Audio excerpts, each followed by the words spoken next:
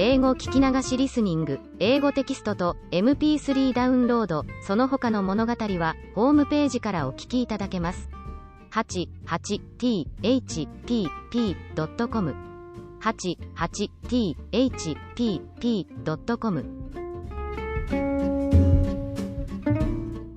Anne of Green Gables by Lucy Maud Montgomery. Chapter 1. Mrs. Rachel Lynde is surprised.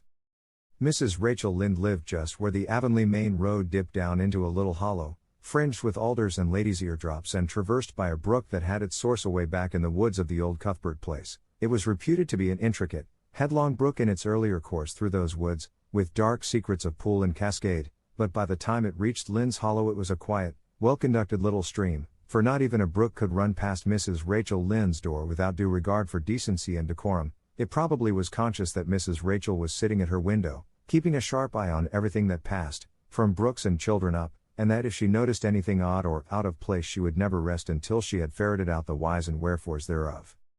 There are plenty of people in Avonlea and out of it, who can attend closely to their neighbor's business by dint of neglecting their own, but Mrs. Rachel Lynde was one of those capable creatures who can manage their own concerns and those of other folks into the bargain. She was a notable housewife. Her work was always done and well done. She ran the sewing circle, helped run the Sunday school, and was the strongest prop of the Church Aid Society and Foreign Missions Auxiliary.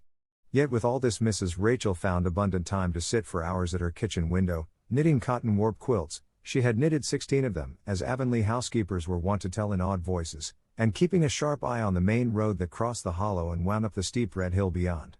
Since Avonlea occupied a little triangular peninsula jutting out into the Gulf of St. Lawrence with water on two sides of it, anybody who went out of it or into it had to pass over that hill road and so run the unseen gauntlet of Mrs. Rachel's all-seeing eye. She was sitting there one afternoon in early June. The sun was coming in at the window warm and bright. The orchard on the slope below the house was in a bridal flush of pinky white bloom, hummed over by a myriad of bees. Thomas Lynde, a meek little man whom Avonlea people called Rachel Lynde's husband, was sowing his late turnip seed on the hill field beyond the barn, and Matthew Cuthbert ought to have been sowing his on the big red brook field away over by Green Gables. Mrs. Rachel knew that he ought because she had heard him tell Peter Morrison the evening before in William J. Blair's store over at Carmody that he meant to sow his turnip seed the next afternoon. Peter had asked him, of course, for Matthew Cuthbert had never been known to volunteer information about anything in his whole life. And yet here was Matthew Cuthbert, at 3:30 on the afternoon of a busy day, placidly driving over the hollow and up the hill. Moreover, he wore a white collar and his best suit of clothes, which was plain proof that he was going out of Avonlea, and he had the buggy and the sorrel mare, which betokened that he was going a considerable distance. Now, where was Matthew Cuthbert going and why was he going there? Had it been any other man in Avonlea, Mrs. Rachel, deftly putting this and that together, might have given a pretty good guess as to both questions.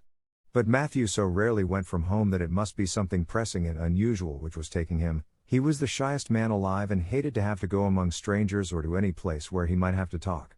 Matthew, dressed up with a white collar and driving in a buggy, was something that didn't happen often. Mrs. Rachel, ponder as she might, could make nothing of it, and her afternoon's enjoyment was spoiled. "I'll just step over to Green Gables after tea and find out from Marilla where he's gone and why," the worthy woman finally concluded.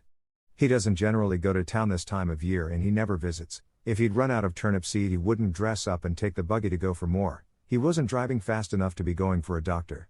Yet something must have happened since last night to start him off. I'm clean puzzled, that's what, and I won't know a minute's peace of mind or conscience until I know what has taken Matthew Cuthbert out of Avonlea today." Accordingly after tea Mrs. Rachel set out. She had not far to go. The big, rambling, orchard-embowered house where the Cuthberts lived was a scant quarter of a mile up the road from Lynde's Hollow. To be sure, the long lane made it a good deal further. Matthew Cuthbert's father, as shy and silent as his son after him, had got as far away as he possibly could from his fellow men without actually retreating into the woods when he founded his homestead. Green Gables was built at the furthest edge of his cleared land, and there it was to this day, barely visible from the main road along which all the other Avonlea houses were so sociably situated. Mrs. Rachel Lynde did not call living in such a place living at all. "It's just staying, that's what," she said as she stepped along the deep-rutted, grassy lane bordered with wild rose bushes. "It's no wonder Matthew and Marilla are both a little odd, living away back here by themselves. Trees aren't much company, though dear knows if they were there'd be enough of them. I'd ruder look at people. To be sure, they seem contented enough, but then, I suppose, they're used to it. A body can get used to anything, even to being hanged, as the Irishman said. With this, Mrs. Rachel stepped out of the lane into the backyard of Green Gables. Very green and neat and precise was that yard, set about on one side with great patriarchal willows and the other with prim Lombardies.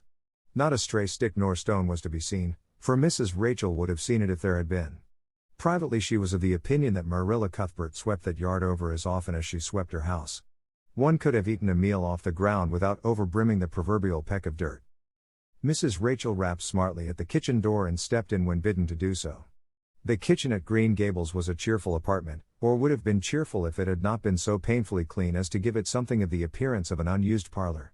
Its windows looked east and west. Through the west one, looking out on the backyard, came a flood of mellow June sunlight, but the east one, whence you got a glimpse of the bloom-white cherry trees in the left orchard and nodding, slender birches down in the hollow by the brook, was greened over by a tangle of vines. Here sat Marilla Cuthbert, when she sat at all, always slightly distrustful of sunshine, which seemed to her too dancing and irresponsible a thing for a world which was meant to be taken seriously, and here she sat now, knitting, and the table behind her was laid for supper. Mrs. Rachel, before she had fairly closed the door, had taken a mental note of everything that was on that table. There were 3 plates laid, so that Marilla must be expecting someone home with Matthew to tea, but the dishes were everyday dishes and there was only crabapple preserves and one kind of cake, so that the expected company could not be any particular company. Yet what of Matthew's white collar and the sorrel mare? Mrs. Rachel was getting fairly dizzy with this unusual mystery about quiet, unmysterious Green Gables. "Good evening, Rachel," Marilla said briskly. "This is a real fine evening, isn't it? Won't you sit down? How are all your folks?" Something that for lack of any other name might be called friendship existed and always had existed between Marilla Cuthbert and Mrs. Rachel, in spite of, or perhaps because of, their dissimilarity. Marilla was a tall, thin woman, with angles and without curves. Her dark hair showed some gray streaks and was always twisted up in a hard little knot behind with 2 wire hairpins stuck aggressively through it. She looked like a woman of narrow experience and rigid conscience, which she was, but there was a saving something about her mouth which, if it had been ever so slightly developed, might have been considered indicative of a sense of humor. "We're all pretty well," said Mrs. Rachel. "I was kind of afraid you weren't, though, when I saw Matthew starting off today. I thought maybe he was going to the doctor's." Marilla's lips twitched understandingly. She had expected Mrs. Rachel up. She had known that the sight of Matthew jaunting off so unaccountably would be too much for her neighbor's curiosity. "Oh, no, I'm quite well, although I had a bad headache yesterday," she said. "Matthew went to Bright River. We're getting a little boy from an orphan asylum in Nova Scotia and he's coming on the train tonight." If Marilla had said that Matthew had gone to Bright River to meet a kangaroo from Australia, Mrs. Rachel could not have been more astonished. She was actually stricken dumb for 5 seconds. It was unsupposable that Marilla was making fun of her, but Mrs. Rachel was almost forced to suppose it. "Are you in earnest, Marilla?" she demanded when voice returned to her. "Yes, of course," said Marilla, as if getting boys from orphan asylums in Nova Scotia were part of the usual spring work on any well-regulated Avonlea farm instead of being an unheard-of innovation. Mrs. Rachel felt that she had received a severe mental jolt. She thought in exclamation points. A boy? Marilla and Matthew Cuthbert of all people adopting a boy. From an orphan asylum. Well, the world was certainly turning upside down. She would be surprised at nothing after this. Nothing. What on earth put such a notion into your head? She demanded disapprovingly. This had been done without her advice being asked, and must perforce be disapproved. "Well, we've been thinking about it for some time, all winter in fact," returned Marilla. "Mrs. Alexander Spencer was up here one day before Christmas and she said she was going to get a little girl from the asylum over in Hopeton in the spring. Her cousin lives there and Mrs. Spencer has visited here and knows all about it. So Matthew and I have talked it over off and on ever since. We thought we'd get a boy. Matthew is getting up in years, you know, he's 60, and he isn't so spry as he once was. His heart troubles him a good deal. And you know how desperate hard it's got to be to get hired help. There's never anybody to be had but those stupid, half-grown little French boys, and as soon as you do get one broke into your ways and taught something he's up and off to the lobster canneries or the States. At first Matthew suggested getting a homeboy. But I said no flat to that. They may be all right, I'm not saying they're not, but no London Street Arabs for me, I said. Give me a native born at least. There'll be a risk, no matter who we get. But I'll feel easier in my mind and sleep sounder at nights if we get a born Canadian. So in the end we decided to ask Mrs. Spencer to pick us out one when she went over to get her little girl. We heard last week she was going, so we sent her word by Richard Spencer's folks at Carmody to bring us a smart, likely boy of about 10 or 11.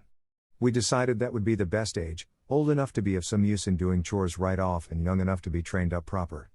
We mean to give him a good home and schooling. We had a telegram from Mrs. Alexander Spencer today. The mailman brought it from the station, saying they were coming on the 5:30 train tonight. So Matthew went to Bright River to meet him. Mrs. Spencer will drop him off there. Of course she goes on to White Sands Station herself. Mrs. Rachel prided herself on always speaking her mind. She proceeded to speak it now, having adjusted her mental attitude to this amazing piece of news. Well, Marilla, I'll just tell you plain that I think you're doing a mighty foolish thing, a risky thing, that's what. You don't know what you're getting. You're bringing a strange child into your house and home and you don't know a single thing about him nor what his disposition is like nor what sort of parents he had nor how he's likely to turn out. Why, it was only last week I read in the paper how a man and his wife up west of the island took a boy out of an orphan asylum and he set fire to the house at night, set it on purpose, Marilla, and nearly burnt them to a crisp in their beds. And I know another case where an adopted boy used to suck the eggs, they couldn't break him of it. If you had asked my advice in the matter, which you didn't do, Marilla, I'd have said for mercy's sake not to think of such a thing, that's what. This job's comforting seemed neither to offend nor to alarm Marilla. She knitted steadily on. I don't deny there's something in what you say, Rachel. I've had some qualms myself. But Matthew was terrible set on it. I could see that, so I gave in. It's so seldom Matthew sets his mind on anything that when he does I always feel it's my duty to give in. And as for the risk, there's risks in pretty near everything a body does in this world. There's risks in people's having children of their own if it comes to that, they don't always turn out well. And then Nova Scotia is right close to the island. It isn't as if we were getting him from England or the States. He can't be much different from ourselves. Well, I hope it will turn out all right, said Mrs. Rachel in a tone that plainly indicated her painful doubts. Only don't say I didn't warn you if he burns Green Gables down or puts strychnine in the well. I heard of a case over in New Brunswick where an orphan asylum child did that and then the whole family died in fearful agonies. Only, it was a girl in that instance. Well, we're not getting a girl, said Marilla, as if poisoning wells were a purely feminine accomplishment and not to be dreaded in the case of a boy. I'd never dream of taking a girl to bring up. I wonder at Mrs. Alexander Spencer for doing it. But there, she wouldn't shrink from adopting a whole orphan asylum if she took it into her head. Mrs. Rachel would have liked to stay until Matthew came home with his imported orphan. But reflecting that it would be a good 2 hours at least before his arrival, she concluded to go up the road to Robert Bell's and tell the news. It would certainly make a sensation second to none, and Mrs. Rachel dearly loved to make a sensation. So she took herself away, somewhat to Marilla's relief, for the latter felt her doubts and fears reviving under the influence of Mrs. Rachel's pessimism. Well, of all things that ever were or will be, ejaculated Mrs. Rachel when she was safely out in the lane. It does really seem as if I must be dreaming. Well, I'm sorry for that poor young one and no mistake. Matthew and Marilla don't know anything about children and they'll expect him to be wiser and steadier than his own grandfather, if so be's he ever had a grandfather, which is doubtful. It seems uncanny to think of a child at Green Gables somehow. There's never been one there, for Matthew and Marilla were grown up when the new house was built, if they ever were children, which is hard to believe when one looks at them. I wouldn't be in that orphan's shoes for anything. My, but I pity him, that's what. So said Mrs. Rachel to the wild rose bushes out of the fullness of her heart, but if she could have seen the child who was waiting patiently at the Bright River station at that very moment, her pity would have been still deeper and more profound. Chapter 2. Matthew Cuthbert is surprised. Matthew Cuthbert and the sorrel mare jogged comfortably over the 8 miles to Bright River. It was a pretty road, running along between snug farmsteads, with now and again a bit of balsamy fir wood to drive through or a hollow where wild plums hung out their filmy bloom. The air was sweet with the breath of many apple orchards and the meadows sloped away in the distance to horizon mists of pearl and purple, while the little birds sang as if it were the one day of summer in all the year. Matthew enjoyed the drive after his own fashion, except during the moments when he met women and had to nod to them, for in Prince Edward Island you are supposed to nod to all and sundry you meet on the road whether you know them or not. Matthew dreaded all women except Marilla and Mrs. Rachel. He had an uncomfortable feeling that the mysterious creatures were secretly laughing at him. He may have been quite right in thinking so, for he was an odd-looking personage, with an ungainly figure and long iron-gray hair that touched his stooping shoulders, and a full, soft brown beard which he had worn ever since he was 20. In fact, He had looked at 20 very much as he looked at 60, lacking a little of the grayness. When he reached Bright River there was no sign of any train. He thought he was too early, so he tied his horse in the yard of the small Bright River Hotel and went over to the station house. The long platform was almost deserted, the only living creature in sight being a girl who was sitting on a pile of shingles at the extreme end. Matthew, barely noting that it was a girl, sidled past her as quickly as possible without looking at her.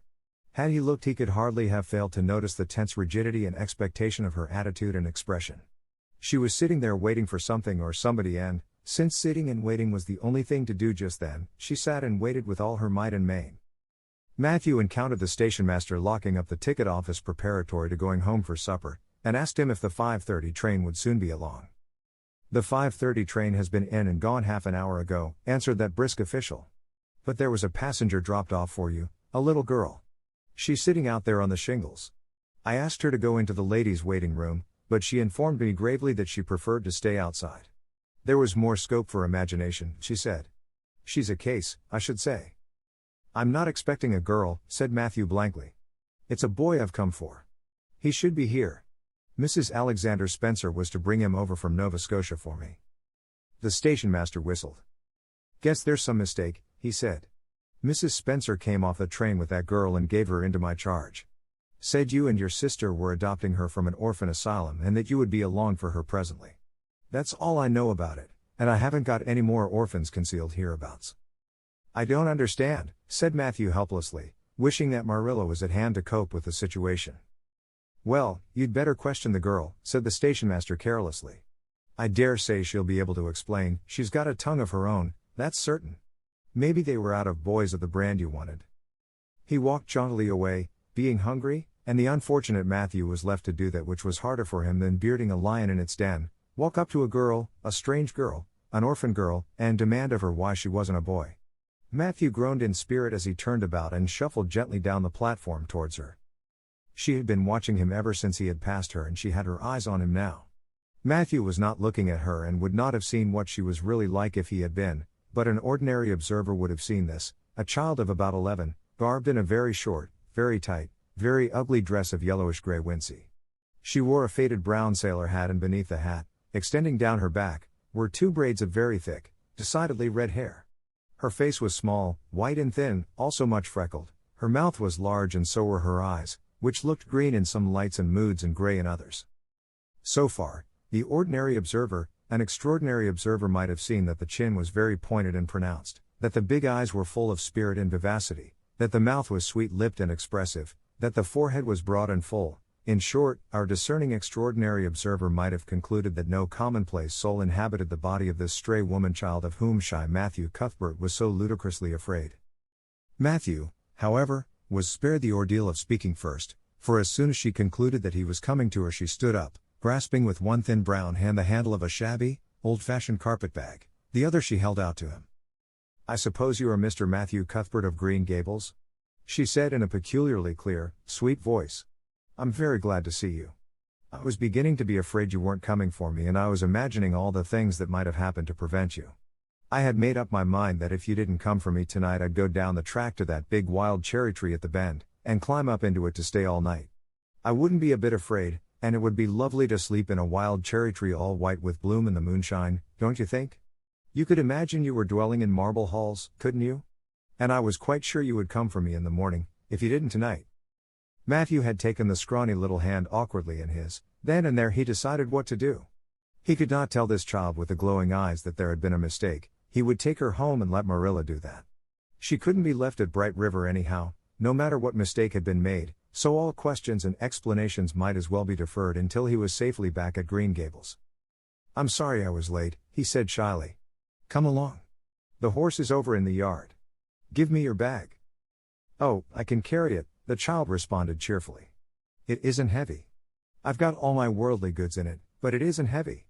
And if it isn't carried in just a certain way the handle pulls out, so I'd better keep it because I know the exact knack of it. It's an extremely old carpet bag. Oh, I'm very glad you've come, even if it would have been nice to sleep in a wild cherry tree. We've got to drive a long piece, haven't we? Mrs. Spencer said it was 8 miles. I'm glad because I love driving. Oh, it seems so wonderful that I'm going to live with you and belong to you. I've never belonged to anybody, not really. But the asylum was the worst. I've only been in it 4 months, but that was enough. I don't suppose you ever were an orphan in an asylum, so you can't possibly understand what it is like. It's worse than anything you could imagine. Mrs. Spencer said it was wicked of me to talk like that, but I didn't mean to be wicked. It's so easy to be wicked without knowing it, isn't it? They were good, you know, the asylum people. But there is so little scope for the imagination in an asylum, only just in the other orphans. It was pretty interesting to imagine things about them, to imagine that perhaps the girl who sat next to you was really the daughter of a belted earl, who had been stolen away from her parents in her infancy by a cruel nurse who died before she could confess. I used to lie awake at nights and imagine things like that, because I didn't have time in the day. I guess that's why I'm so thin. I am dreadful thin, ain't I? There isn't a pick on my bones. I do love to imagine I'm nice and plump, with dimples in my elbows. With this Matthew's companion stopped talking, partly because she was out of breath and partly because they had reached the buggy. Not another word did she say until they had left the village and were driving down a steep little hill, the road part of which had been cut so deeply into the soft soil, that the banks, fringed with blooming wild cherry trees and slim white birches, were several feet above their heads. The child put out her hand and broke off a branch of wild plum that brushed against the side of the buggy. Isn't that beautiful? What did that tree, leaning out from the bank, all white and lacy, make you think of? She asked. Well now, I dunno, said Matthew. Why, a bride, of course, a bride all in white with a lovely misty veil. I've never seen one, but I can imagine what she would look like. I don't ever expect to be a bride myself. I'm so homely nobody will ever want to marry me, unless it might be a foreign missionary. I suppose a foreign missionary mightn't be very particular. But I do hope that someday I shall have a white dress. That is my highest ideal of earthly bliss. I just love pretty clothes. And I've never had a pretty dress in my life that I can remember, but of course it's all the more to look forward to, isn't it? And then I can imagine that I'm dressed gorgeously. This morning when I left the asylum I felt so ashamed because I had to wear this horrid old wincey dress. All the orphans had to wear them, you know. A merchant in Hopeton last winter donated 300 yards of wincey to the asylum. Some people said it was because he couldn't sell it, but I'd rather believe that it was out of the kindness of his heart, wouldn't you? When we got on the train I felt as if everybody must be looking at me and pitying me. But I just went to work and imagined that I had on the most beautiful pale blue silk dress, because when you are imagining you might as well imagine something worthwhile, and a big hat all flowers and nodding plumes, and a gold watch, and kid gloves and boots. I felt cheered up right away and I enjoyed my trip to the island with all my might. I wasn't a bit sick coming over in the boat. Neither was Mrs. Spencer, although she generally is. She said she hadn't time to get sick, watching to see that I didn't fall overboard. She said she never saw the beat of me for prowling about. But if it kept her from being seasick, it's a mercy I did prowl, isn't it? And I wanted to see everything that was to be seen on that boat, because I didn't know whether I'd ever have another opportunity. Oh, there are a lot more cherry trees all in bloom. This island is the bloomiest place. I just love it already, and I'm so glad I'm going to live here. I've always heard that Prince Edward Island was the prettiest place in the world, and I used to imagine I was living here, but I never really expected I would. It's delightful when your imaginations come true, isn't it? But those red roads are so funny. When we got into the train at Charlottetown and the red roads began to flash past, I asked Mrs. Spencer what made them red and she said she didn't know and for pity's sake not to ask her any more questions.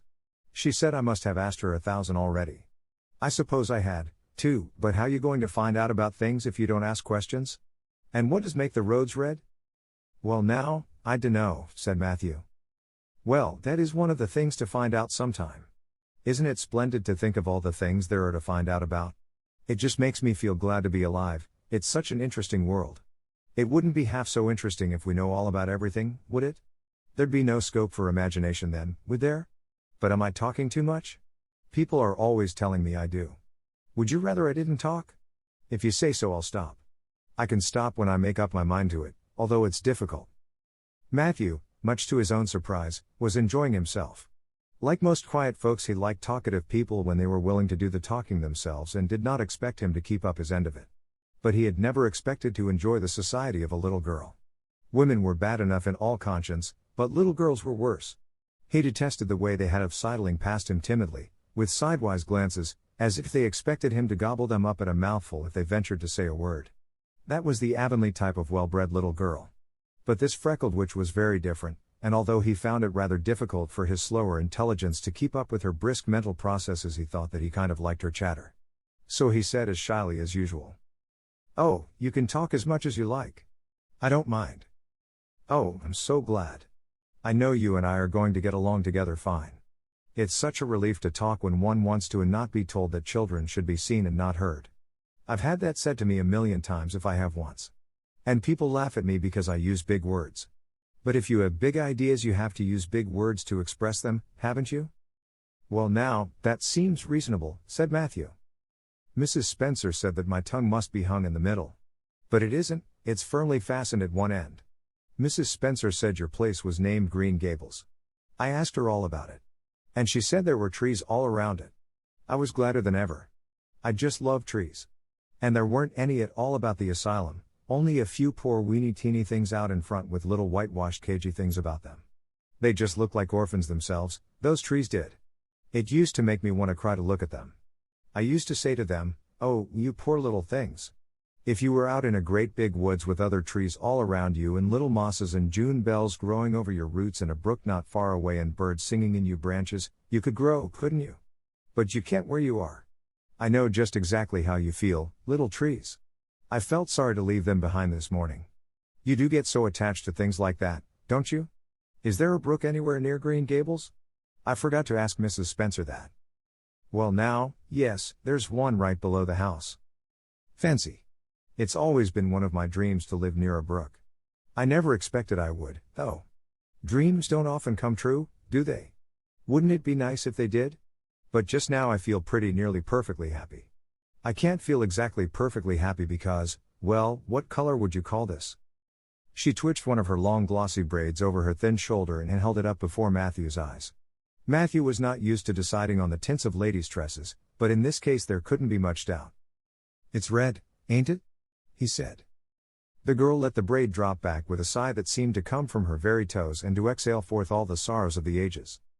"Yes, it's red," she said resignedly. "Now you see why I can't be perfectly happy. Nobody could who has red hair. I don't mind the other things so much, the freckles and the green eyes and my skinniness. I can imagine them away. I can imagine that I have a beautiful rose leaf complexion and lovely starry violet eyes. But I cannot imagine that red hair away. I do my best. I think to myself, now my hair is a glorious black, black as the raven's wing. But all the time I know it is just plain red and it breaks my heart. It will be my lifelong sorrow. I read of a girl once in a novel who had a lifelong sorrow, but it wasn't red hair. Her hair was pure gold rippling back from her alabaster brow. What is an alabaster brow? I never could find out. Can you tell me?" "Well now, I'm afraid I can't," said Matthew, who was getting a little dizzy. He felt as he had once felt in his rash youth when another boy had enticed him on the merry-go-round at a picnic. "Well, whatever it was, it must have been something nice because she was divinely beautiful. Have you ever imagined what it must feel like to be divinely beautiful?" "Well now, no, I haven't," confessed Matthew ingenuously. "I have, often. Which would you rather be if you had the choice, divinely beautiful or dazzlingly clever or angelically good?" "Well now, I don't know exactly." "Neither do I. I can never decide. But it doesn't make much real difference, for it isn't likely I'll ever be either. It's certain I'll never be angelically good. Mrs. Spencer says, 'Oh, Mr. Cuthbert. Oh, Mr. Cuthbert. Oh, Mr. Cuthbert.'" That was not what Mrs. Spencer had said. Neither had the child tumbled out of the buggy nor had Matthew done anything astonishing. They had simply rounded a curve in the road and found themselves in the avenue. The avenue, so called by the Newbridge people, was a stretch of road 400 or 500 yards long, completely arched over with huge, wide-spreading apple trees, planted years ago by an eccentric old farmer. Overhead was one long canopy of snowy fragrant bloom. Below the boughs the air was full of a purple twilight, and far ahead a glimpse of painted sunset sky shone like a great rose window at the end of a cathedral aisle. Its beauty seemed to strike the child dumb. She leaned back in the buggy, her thin hands clasped before her, her face lifted rapturously to the white splendor above. Even when they had passed out and were driving down the long slope to Newbridge, she never moved or spoke. Still with rapt face she gazed afar into the sunset west, with eyes that saw visions trooping splendidly across that glowing background.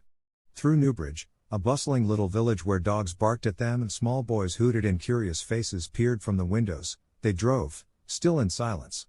When 3 more miles had dropped away behind them, the child had not spoken. She could keep silence, it was evident, as energetically as she could talk. I guess you're feeling pretty tired and hungry, Matthew ventured to say at last, accounting for her long visitation of dumbness with the only reason he could think of. But we haven't very far to go now, only another mile. She came out of her reverie with a deep sigh and looked at him with the dreamy gaze of a soul that had been wandering afar, star-led. "Oh, Mr. Cuthbert," she whispered, "that place we came through, that white place, what was it?"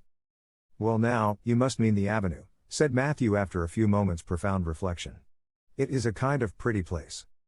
"Pretty? Oh, pretty doesn't seem the right word to use. Nor beautiful, either. They don't go far enough. Oh, it was wonderful, wonderful. It's the first thing I ever saw that couldn't be improved upon by imagination. It just satisfies me." Here she put one hand on her breast. It made a queer funny ache, and yet it was a pleasant ache. "Did you ever have an ache like that, Mr. Cuthbert?" "Well now, I just can't recollect that I ever had. I have it lots of time, whenever I see anything royally beautiful. But they shouldn't call that lovely place the Avenue. There is no meaning in a name like that. They should call it, let me see, the White Way of Delight. Isn't that a nice imaginative name?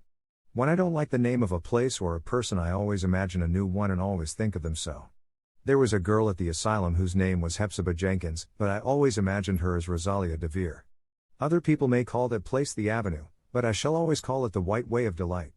Have we really only another mile to go before we get home? I'm glad and I'm sorry. I'm sorry because this drive has been so pleasant, and I'm always sorry when pleasant things end. Something still pleasanter may come after, but you can never be sure. And it's so often the case that it isn't pleasanter.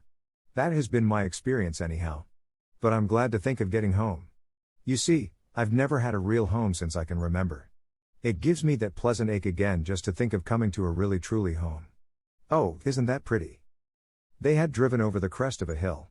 Below them was a pond, looking almost like a river, so long and winding was it. A bridge spanned it midway, and from there to its lower end, where an amber-hued belt of sandhills shut it in from the dark blue gulf beyond, the water was a glory of many shifting hues, the most spiritual shadings of crocus and rose and ethereal green, with other elusive tintings for which no name has ever been found. Above the bridge the pond ran up into fringing groves of fir and maple and lay all darkly translucent in their wavering shadows.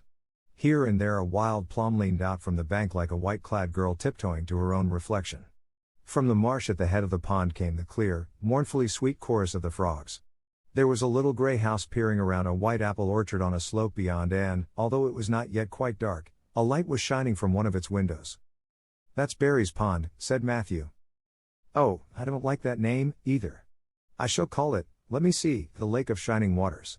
Yes, that is the right name for it. I know, because of the thrill. When I hit on a name that suits exactly, it gives me a thrill. Do things ever give you a thrill?" Matthew ruminated. "Well now, yes. It always kind of gives me a thrill to see them ugly white grubs that spade up in the cucumber beds. I hate the look of them." "Oh, I don't think that can be exactly the same kind of a thrill. Do you think it can? There doesn't seem to be much connection between grubs and lakes of shining waters, does there? But why do other people call it Barry's Pond?" "I reckon because Mr. Barry lives up there in that house. Orchard Slope's the name of his place. If it wasn't for that big bush behind it, you could see Green Gables from here. But we have to go over the bridge and round by the road, so it's near half a mile further." "Has Mr. Barry any little girls?" "Well, not so very little either, about my size. He's got one about 11. Her name is Diana." "Oh." With a long indrawing of breath. "What a perfectly lovely name." "Well now, I dunno. There's something dreadful heathenish about it, seems to me. I'd Ruth or Jane or Mary or some sensible name like that.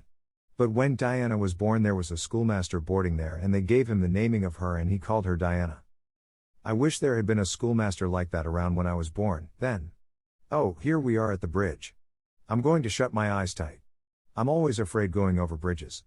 I can't help imagining that perhaps just as we get to the middle, they'll crumple up like a jackknife and nip us. So I shut my eyes. But I always have to open them for all when I think we're getting near the middle. Because, you see, if the bridge did crumple up, I'd want to see it crumple. What a jolly rumble it makes. I always like the rumble part of it. Isn't it splendid there are so many things to like in this world? There we're over. Now a look back. Good night, dear Lake of Shining Waters. I always say good night to the things I love, just as I would to people. I think they like it. That water looks as if it was smiling at me." When they had driven up the further hill and around a corner, Matthew said, "We're pretty near home now. That's Green Gables over. Oh, don't tell me, she interrupted breathlessly, catching at his partially raised arm and shutting her eyes that she might not see his gesture.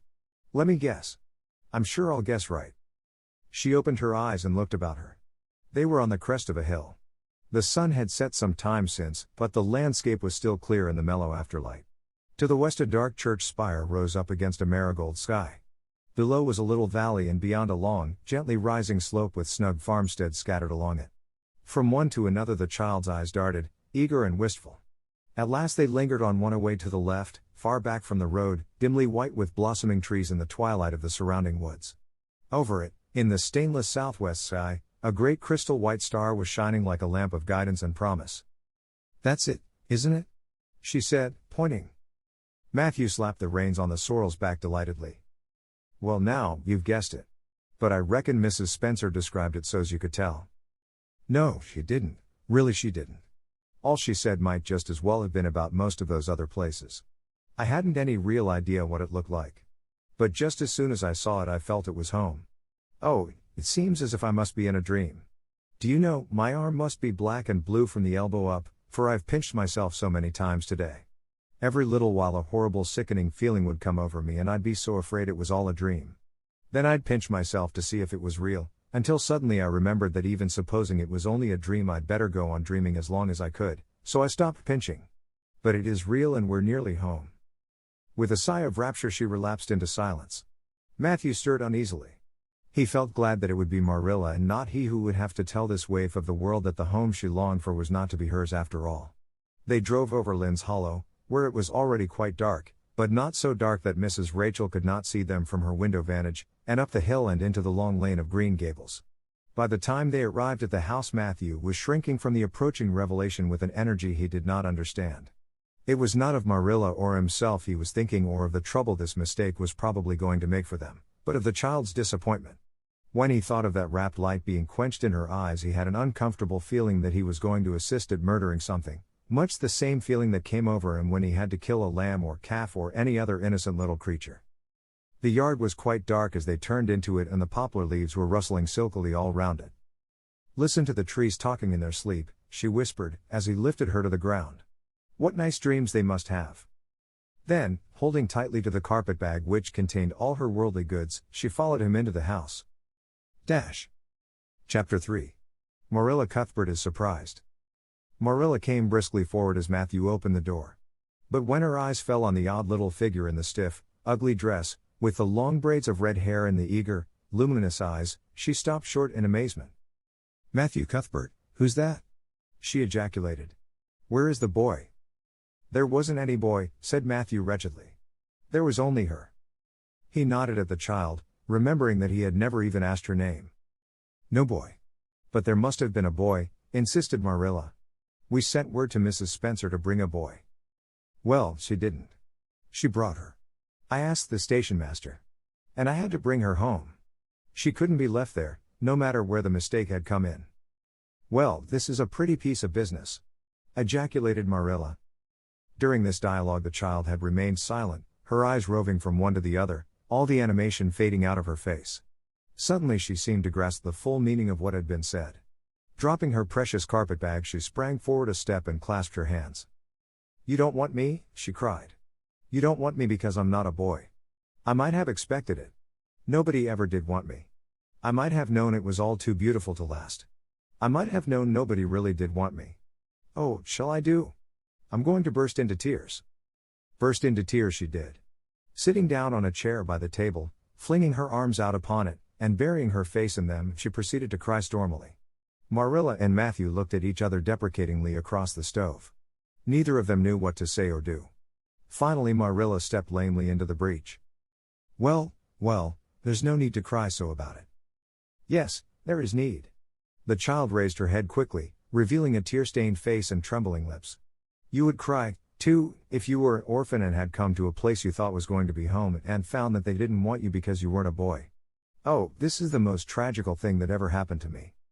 Something like a reluctant smile, rather rusty from long disuse, mellowed Marilla's grim expression. Well, don't cry any more. We're not going to turn you out of doors tonight. You'll have to stay here until we investigate this affair. What's your name? The child hesitated for a moment. "Will you please call me Cordelia?" she said eagerly. "Call you Cordelia? Is that your name?" "No, it's not exactly my name, but I would love to be called Cordelia. It's such a perfectly elegant name." "I don't know what on earth you mean. If Cordelia isn't your name, what is?" And Shirley reluctantly faltered forth the owner of that name, "But, oh, please do call me Cordelia. It can't matter much to you what you call me if I'm only going to be here a little while, can it? And Anne is such an unromantic name." "Unromantic fiddlesticks," said the unsympathetic Marilla. "Anne is a real good plain sensible name. You've no need to be ashamed of it." "Oh, I'm not ashamed of it," explained Anne, "only I like Cordelia better. I've always imagined that my name was Cordelia, at least, I always have of late years. When I was young I used to imagine it was Geraldine, but I like Cordelia better now. But if you call me and please call me and spelled with an E." "What difference does it make how it's spelled?" asked Marilla with another rusty smile as she picked up the teapot. "Oh, it makes such a difference. It looks so much nicer. When you hear a name pronounced, can't you always see it in your mind, just as if it was printed out?" "I can, and ANN looks dreadful, but ANNE looks so much more distinguished. If you'll only call me and spelled with an E, I shall try to reconcile myself to not being called Cordelia." "Very well, then, and spelled with an E, can you tell us how this mistake came to be made? We sent word to Mrs. Spencer to bring us a boy. Were there no boys at the asylum?" "Oh, yes, there was an abundance of them. But Mrs. Spencer said distinctly that you wanted a girl about 11 years old. And the matron said she thought I would do. You don't know how delighted I was. I couldn't sleep all last night for joy. Oh," she added reproachfully, turning to Matthew, "why didn't you tell me at the station that you didn't want me and leave me there? If I hadn't seen the White Way of Delight and the Lake of Shining Waters it wouldn't be so hard." "What on earth does she mean?" demanded Marilla, staring at Matthew.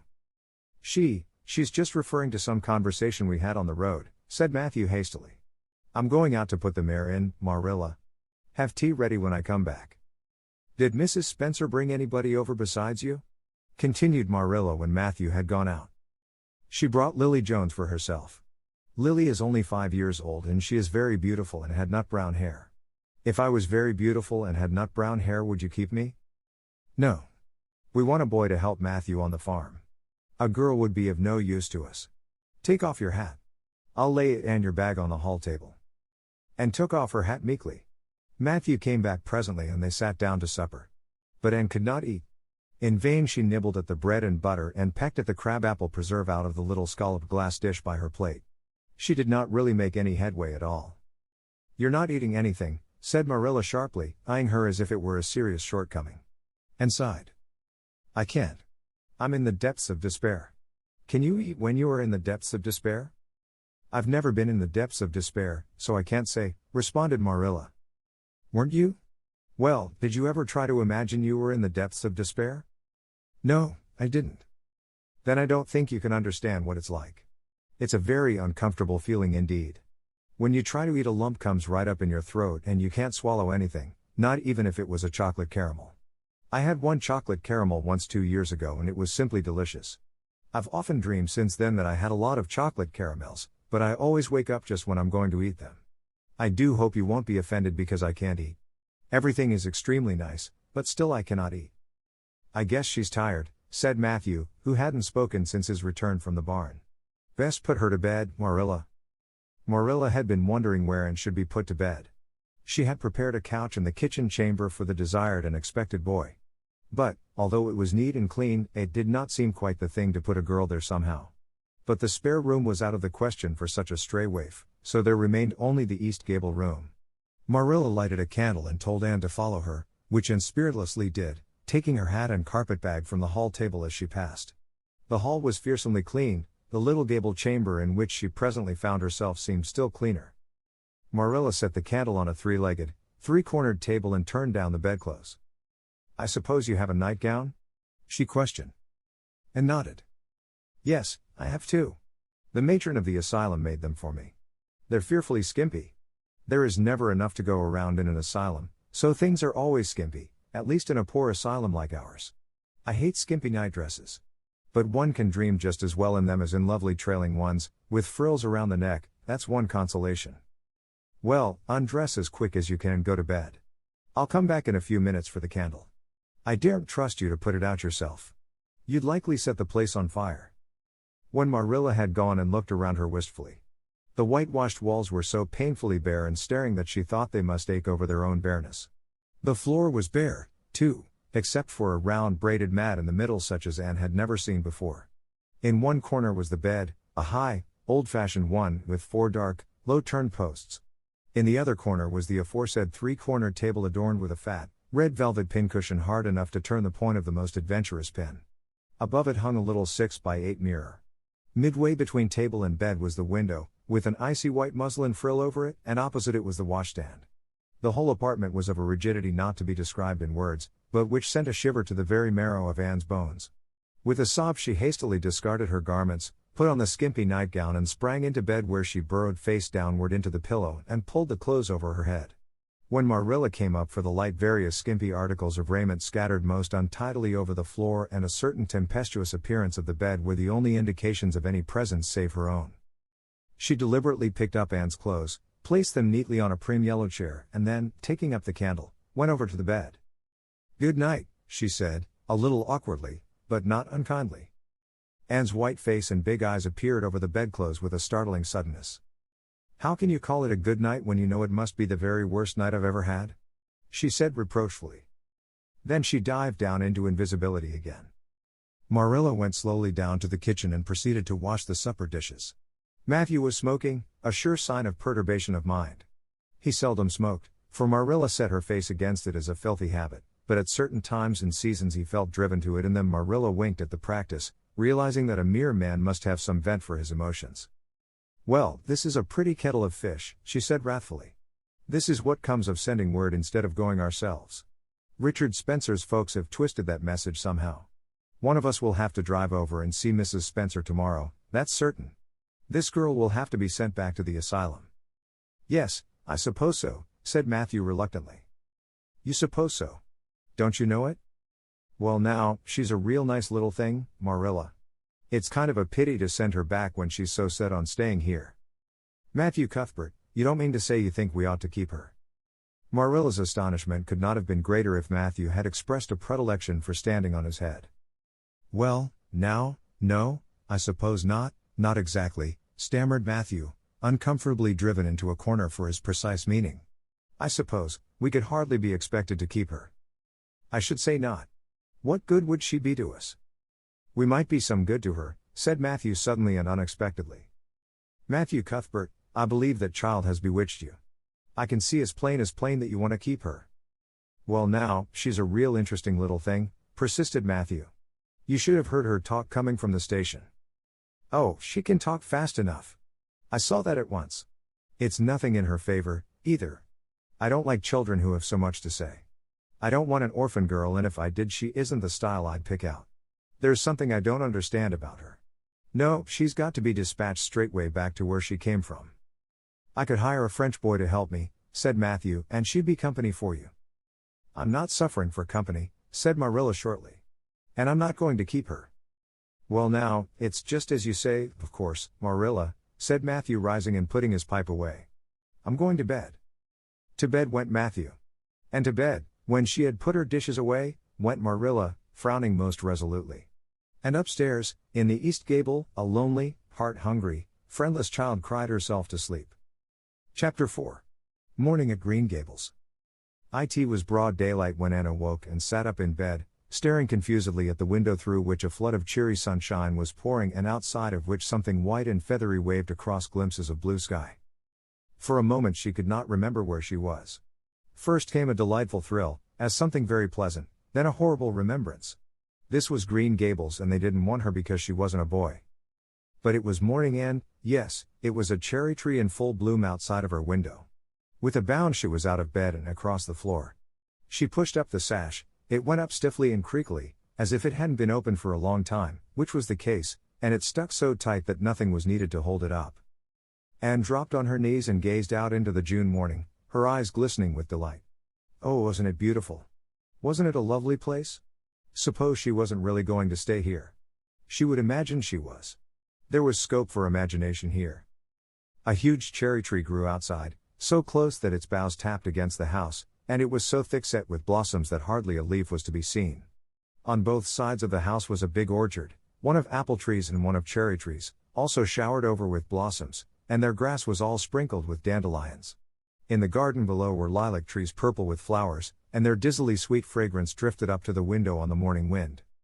Below the garden a green field lush with clover sloped down to the hollow where the brook ran and where scores of white birches grew, upspringing airily out of an undergrowth suggestive of delightful possibilities in ferns and mosses and woodsy things generally.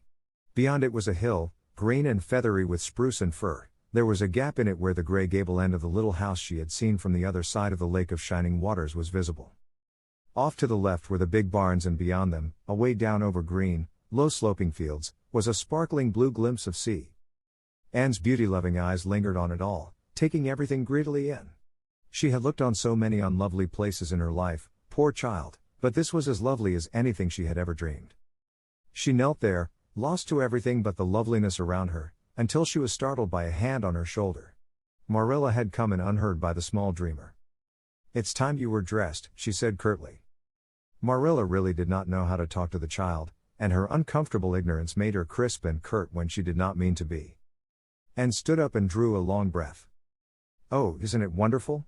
she said, waving her hand comprehensively at the good world outside. "It's a big tree," said Marilla, "and it blooms great, but the fruit don't amount to much never, small and wormy." "Oh, I don't mean just the tree, of course it's lovely, yes, it's radiantly lovely, it blooms as if it meant it, but I meant everything, the garden and the orchard and the brook and the woods, the whole big dear world. Don't you feel as if you just love the world on a morning like this? And I can hear the brook laughing all the way up here. Have you ever noticed what cheerful things brooks are? They're always laughing. Even in wintertime I've heard them under the ice. I'm so glad there's a brook near Green Gables. Perhaps you think it doesn't make any difference to me when you're not going to keep me, but it does. I shall always like to remember that there is a brook at Green Gables even if I never see it again. If there wasn't a brook I'd be haunted by the uncomfortable feeling that there ought to be one. I'm not in the depths of despair this morning. I never can be in the morning. Isn't it a splendid thing that there are mornings? But I feel very sad. I've just been imagining that it was really me you wanted after all and that I was to stay here forever and ever. It was a great comfort while it lasted. But the worst of imagining things is that the time comes when you have to stop, and that hurts. You'd better get dressed and come downstairs and never mind your imaginings, said Marilla as soon as she could get a word in edgewise. Breakfast is waiting. Wash your face and comb your hair. Leave the window up and turn your bedclothes back over the foot of the bed. Be as smart as you can. And could evidently be smart to some purpose, for she was downstairs in 10 minutes' time, with her clothes neatly on, her hair brushed and braided, her face washed, and a comfortable consciousness pervading her soul that she had fulfilled all Marilla's requirements. As a matter of fact, however, she had forgotten to turn back the bedclothes. "I'm pretty hungry this morning," she announced as she slipped into the chair Marilla placed for her. "The world doesn't seem such a howling wilderness as it did last night. I'm so glad it's a sunshiny morning. But I like rainy mornings real well, too. All sorts of mornings are interesting, don't you think? You don't know what's going to happen through the day, and there's so much scope for imagination. But I'm glad it's not rainy today, because it's easier to be cheerful and bear up under affliction on a sunshiny day. I feel that I have a good deal to bear up under. It's all very well to read about sorrows and imagine yourself living through them heroically, but it's not so nice when you really come to have them, is it?" "For pity's sake hold your tongue," said Marilla. "You talk entirely too much for a little girl." Thereupon Anne held her tongue so obediently and thoroughly that her continued silence made Marilla rather nervous, as if in the presence of something not exactly natural. Matthew also held his tongue, but this was natural, so that the meal was a very silent one. As it progressed, Anne became more and more abstracted, eating mechanically, with her big eyes fixed unswervingly and unseeingly on the sky outside the window. This made Marilla more nervous than ever. She had an uncomfortable feeling that while this odd child's body might be there at the table, her spirit was far away in some remote airy cloudland, borne aloft on the wings of imagination. Who would want such a child about the place? Yet Matthew wished to keep her, of all unaccountable things. Marilla felt that he wanted it just as much this morning as he had the night before, and that he would go on wanting it. That was Matthew's way, take a whim into his head and cling to it with the most amazing silent persistency, a persistency 10 times more potent and effectual in its very silence than if he had talked it out. When the meal was ended, Anne came out of her reverie and offered to wash the dishes. "Can you wash dishes right?" asked Marilla distrustfully. "Pretty well. I'm better at looking after children, though. I've had so much experience at that.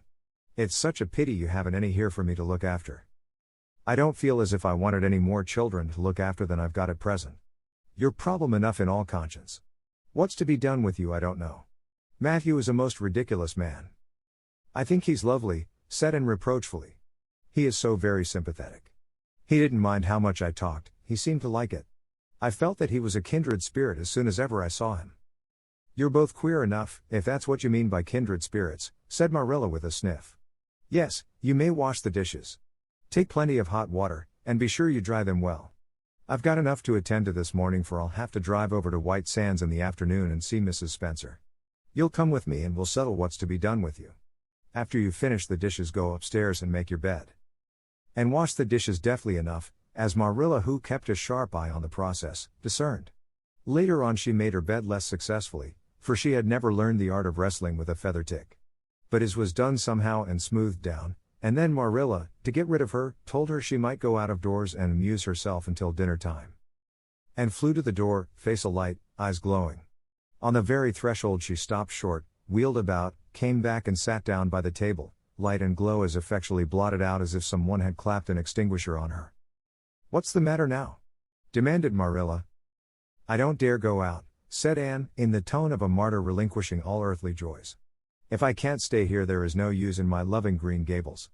And if I go out there and get acquainted with all those trees and flowers and the orchard and the brook, I'll not be able to help loving it. It's hard enough now, so I won't make it any harder. I want to go out so much, everything seems to be calling to me. Anne, come out to us. Anne, we want a playmate, but it's better not. There is no use in loving things if you have to be torn from them, is there? And it's so hard to keep from loving things, isn't it? That was why I was so glad when I thought I was going to live here. I thought I'd have so many things to love and nothing to hinder me. But that brief dream is over. I am resigned to my fate now, so I don't think I'll go out for fear I'll get unresigned again. What is the name of that geranium on the windowsill, please? That's the apple-scented geranium. Oh, I don't mean that sort of a name. I mean just a name you gave it yourself. Didn't you give it a name? May I give it one then? May I call it, let me see, Bonnie would do, may I call it Bonnie while I'm here? Oh, do let me. Goodness, I don't care. But where on earth is the sense of naming a geranium? Oh, I like things to have handles even if they are only geraniums. It makes them seem more like people. How do you know but that it hurts a geranium's feelings just to be called a geranium and nothing else? You wouldn't like to be called nothing but a woman all the time. Yes, I shall call it Bonnie. I named that cherry tree outside my bedroom window this morning. I called it Snow Queen because it was so white. Of course, it won't always be in blossom, but one can imagine that it is, can't one?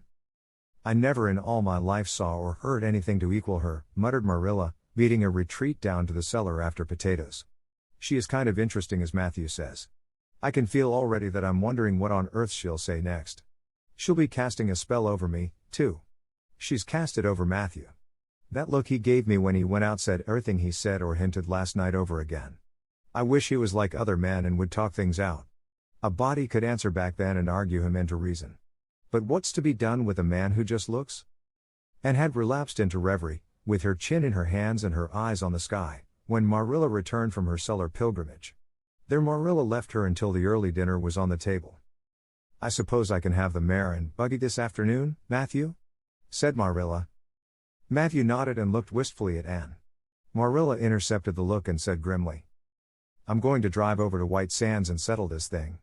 I'll take Anne with me and Mrs. Spencer will probably make arrangements to send her back to Nova Scotia at once. I'll set your tea out for you and I'll be home in time to milk the cows. Still Matthew said nothing and Marilla had a sense of having wasted words and breath. There is nothing more aggravating than a man who won't talk back, unless it is a woman who won't. Matthew hitched the sorrel into the buggy in due time and Marilla and Anne set off. Matthew opened the yard gate for them and as they drove slowly through, he said, to nobody in particular as it seemed. Little Jerry be out from the creek was here this morning, and I told him I guessed I'd hire him for the summer.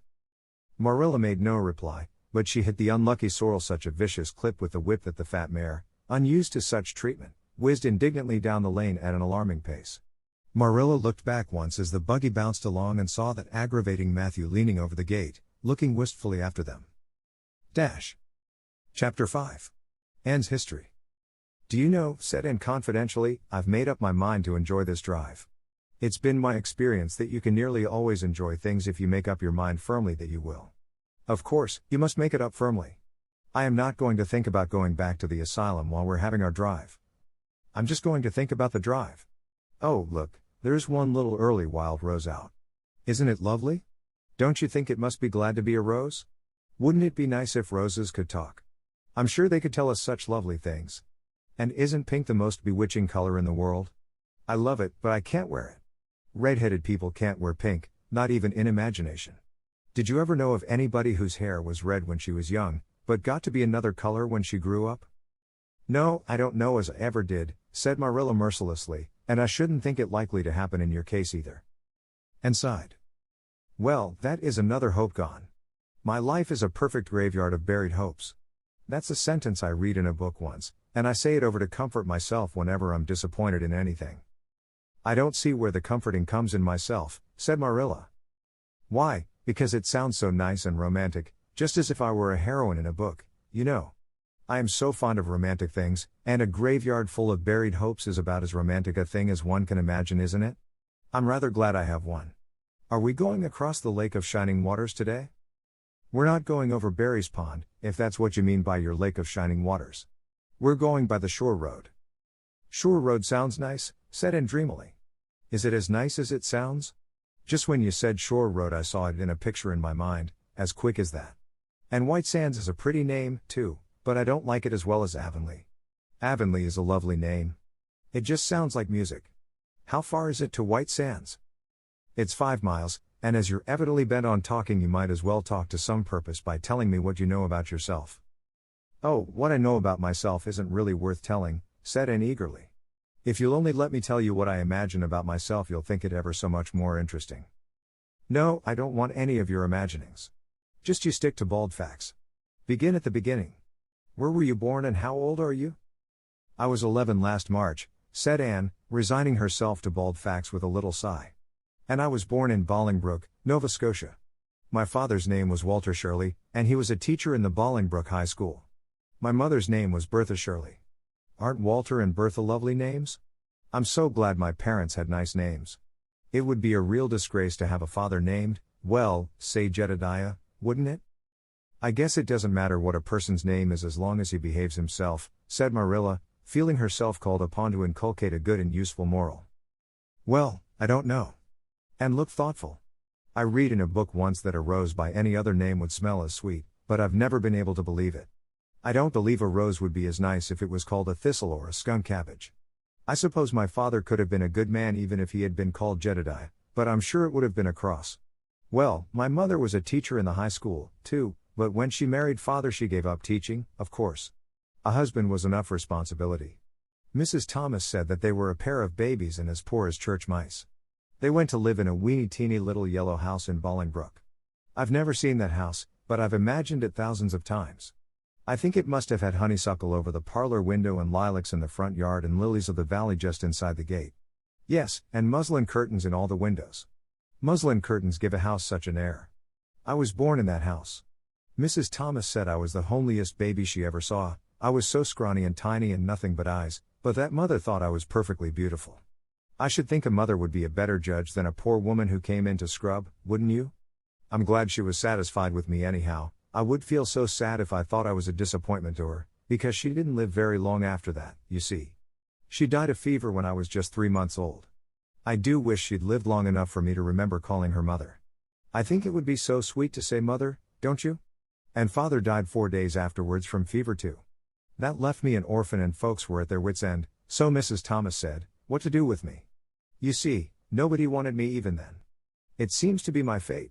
Father and mother had both come from places far away and it was well known they hadn't any relatives living.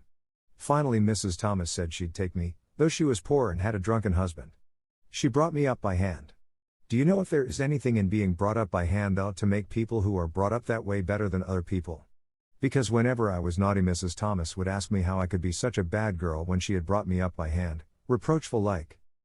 Mr. and Mrs. Thomas moved away from Bolingbroke to Marysville, and I lived with them until I was 8 years old.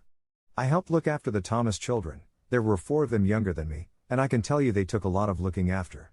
Then Mr. Thomas was killed falling under a train and his mother offered to take Mrs. Thomas and the children, But she didn't want me.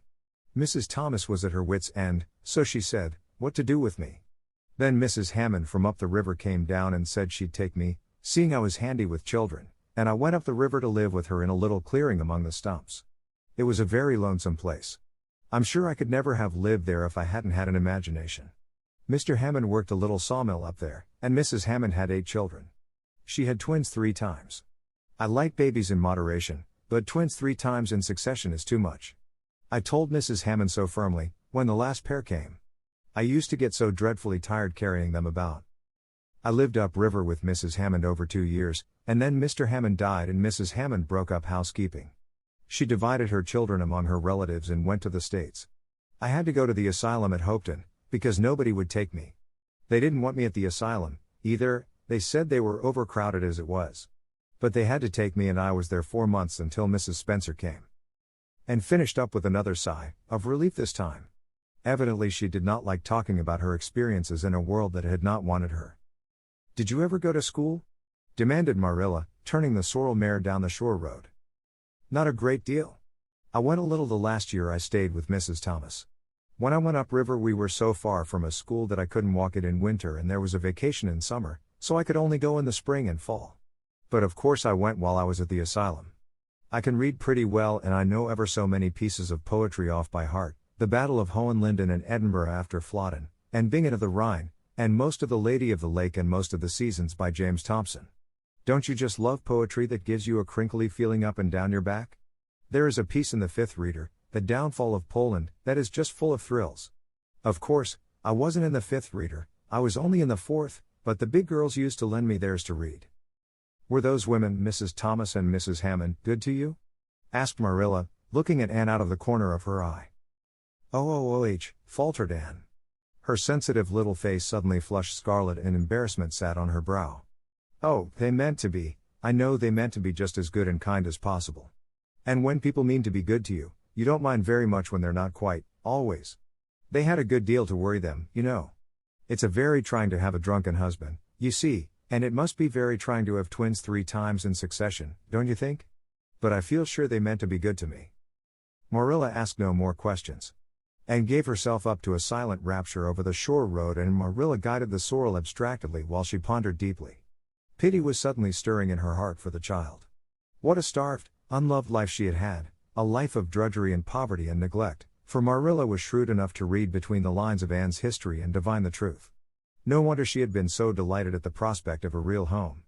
It was a pity she had to be sent back. What if she, Marilla, should indulge Matthew's unaccountable whim and let her stay? He was set on it, and the child seemed a nice, teachable little thing. She's got too much to say, thought Marilla, but she might be trained out of that. And there's nothing rude or slangy in what she does say. She's ladylike. It's likely her people were nice folks. The shore road was woodsy and wild and lonesome. On the right hand, scrub firs, their spirits quite unbroken by long years of tussle with the gulf winds, grew thickly. On the left were the steep red sandstone cliffs, so near the track in places that a mare of less steadiness than the sorrel might have tried the nerves of the people behind her. Down at the base of the cliffs were heaps of surf-worn rocks or little sandy coves inlaid with pebbles as with ocean jewels, beyond lay the sea, shimmering and blue, and over it soared the gulls, their pinions flashing silvery in the sunlight. Isn't the sea wonderful? Said Anne, rousing from a long, wide-eyed silence. Once, when I lived in Marysville, Mr. Thomas hired an express wagon and took us all to spend the day at the shore 10 miles away. I enjoyed every moment of that day, even if I had to look after the children all the time. I lived it over in happy dreams for years. But this shore is nicer than the Marysville shore. Aren't those gulls splendid? Would you like to be a gull? I think I would, that is, if I couldn't be a human girl.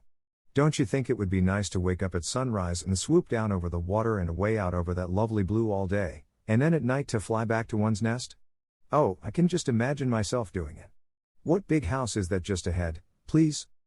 That's the White Sands Hotel. Mr. Kirk runs it, but the season hasn't begun yet. There are heaps of Americans come there for the summer. They think this shore is just about right. I was afraid it might be Mrs. Spencer's place, said Anne mournfully. I don't want to get there. Somehow, it will seem like the end of everything.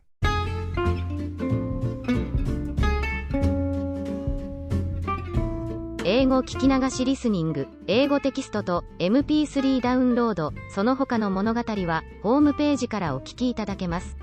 88thpp.com 88thpp.com